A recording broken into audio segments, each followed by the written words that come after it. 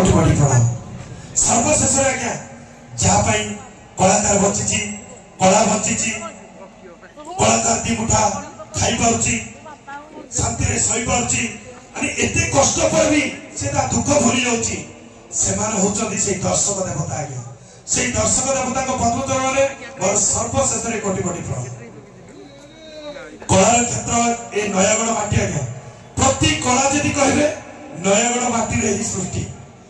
आउ खंडपड़ा मु पिला बेलू जानी जो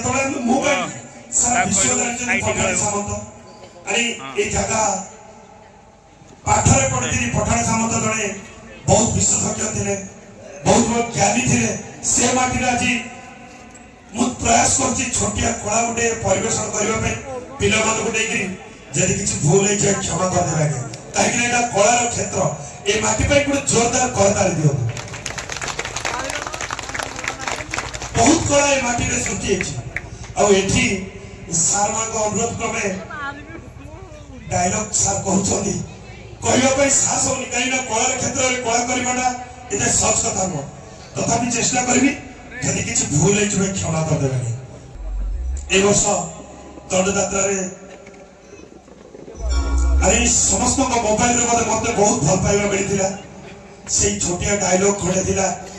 समय एते बागेगिरी कहि पारिबिनी सटरे कहूची भूल होइते क्षमा कर देबा।